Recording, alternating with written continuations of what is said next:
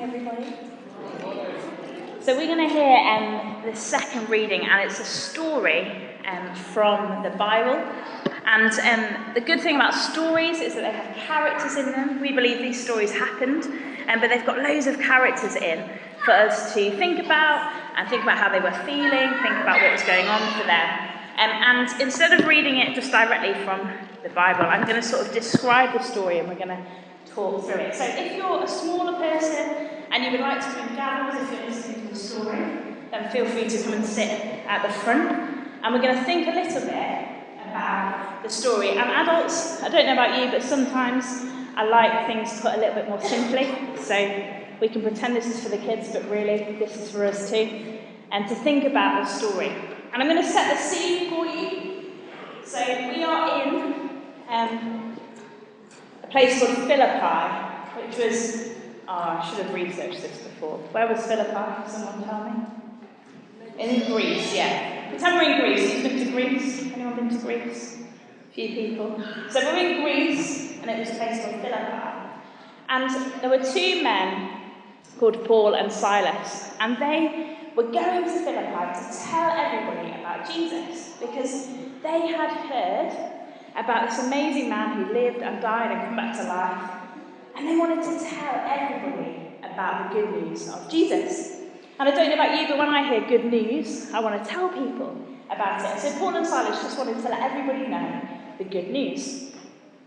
But in Philippi, the first thing that happened is they found a slave girl, and this girl was trapped. She was being held, she was being made to work for other people, and they weren't very nice. And she had sort of special powers, and she had an evil spirit in her, and she was going around, and they would make money by her being able to tell fortunes and things like that.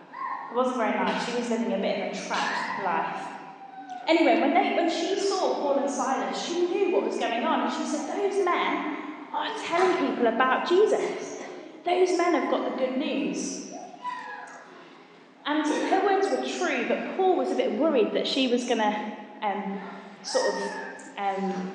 get confused, and people would think that maybe the evil spirit was to do with Jesus. And so he also recognised that she was trapped, that she was living a life that was trapped. And so Paul said, in the name of Jesus, he prayed for her, be gone. And this little girl was free. She was healed. She was able to live free. Now, if you were the masters of that slave girl, you'd be a bit annoyed now, because she was not really good to them anymore. And they went to the authorities and they said, these two men have done something that we don't like. And they threw them into prison. So Paul and Silas, all of a sudden, were put into prison. Now, does anyone want to come and be on Paul and Silas? Just require sitting on a chair. Awesome. Do you want to be Paul or Silas? For a preference? Or I've got my Paul. Anyone want to be Silas? Or we have to sit on a chair? You can have up. Perfect. You're Silas. Nice. So this is the prison. Let's put that on. And what happened when they was in prison is that their legs got chained together. Just put your legs so that looks like there we go. And they were trapped in prison. Now, how do you think they felt when they were in prison? Scared? How else might they have felt? Sad? I think I'd feel pretty sad. Anyone else? I don't know about you, I've never been in a prison cell. Maybe some of us have here, I don't know. I won't get us to admit to that, don't worry. But I don't know about you, but sometimes I feel a bit trapped. I feel a bit stuck. Not physically, I've never had anyone put chains around my feet, but sometimes I feel really, really sad. Or I feel really angry. Or the weight of the world, and I watch the news and I think, oh my goodness. It's really easy to feel like the world is against us, isn't it? Does anyone else recognise that? Feel really scared, and scared makes you feel trapped, doesn't it? I wonder what feeling you can identify with when you think about being trapped or chained. We can watch the news, can't we, and feel sad for the people across the world who are physically trapped, like Paul and Silas were. But actually lots of us get trapped by fear or sadness or anger. When difficult things happen, we can feel like we're in a cell. But do you know what Paul and Silas did when they were in prison? I think they probably did still feel a bit sad and a bit angry. But do you know what they decided to do? They decided to pray. They decided to talk to God and worship Him in song. They decided to start singing and praying. I wonder what the other prisoners thought. I wonder what you think if you were locked in prison and so you heard someone singing and praising. Maybe for some of you this morning, church is not familiar, and you look at us singing and praying and think, that's a bit weird. And you'd be fair enough, it is a bit odd sometimes. But actually, we believe that praying and singing and talking to God, whatever our situation, is the thing to do. It's the thing that gives us hope and truth. And suddenly, what happened is they were praying and singing, and I need your help, okay? Because what happened was an earthquake. Can we make it sound like an earthquake? That's good. Good audience participation. And an earthquake, and it quaked, and it shaked. Oh, the chains fell off. Wow, that's cool. And the chains broke, and they tore in two. And suddenly, Paul and Silas were free. There was so much that had happened that they were able to break free. Now, imagine if you're the jailer in this situation, okay? Your job has been to look after the prisoners. Yeah, that's your job as a jailer. Don't let the prisoners go. And all of a sudden, there's a massive earthquake, the doors are open. As a jailer, you'd be a bit panicked, wouldn't you? You'd think, I had one job, and now my prisoners, maybe they've escaped.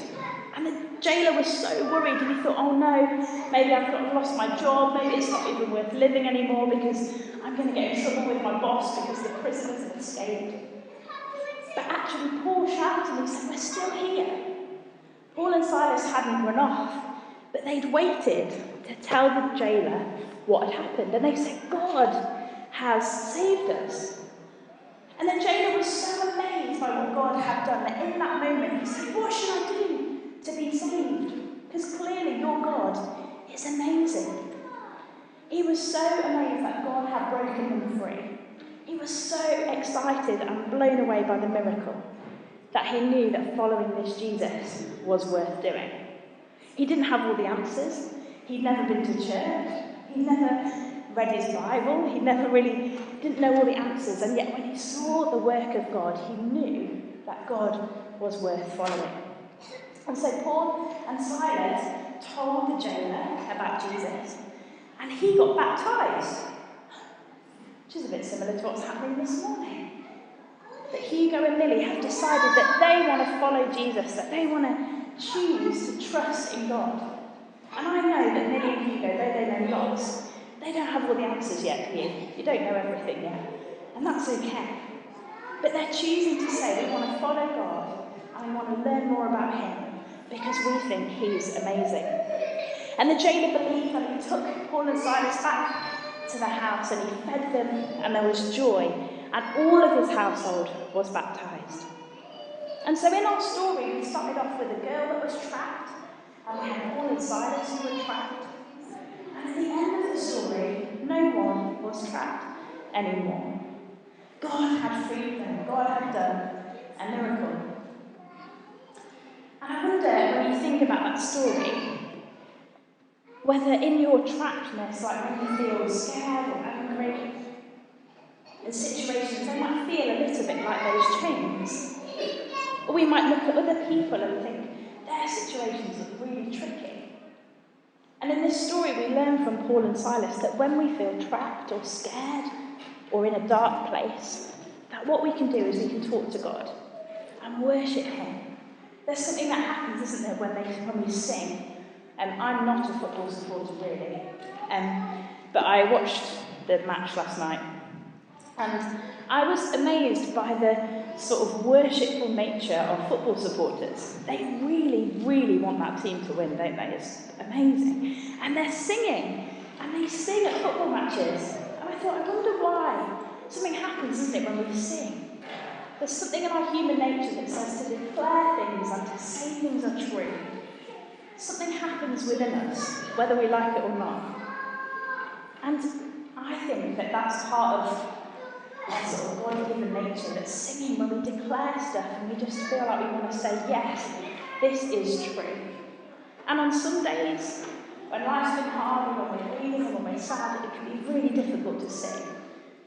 But we believe that doing that and talking to God helps freedom to happen and chains to be broken.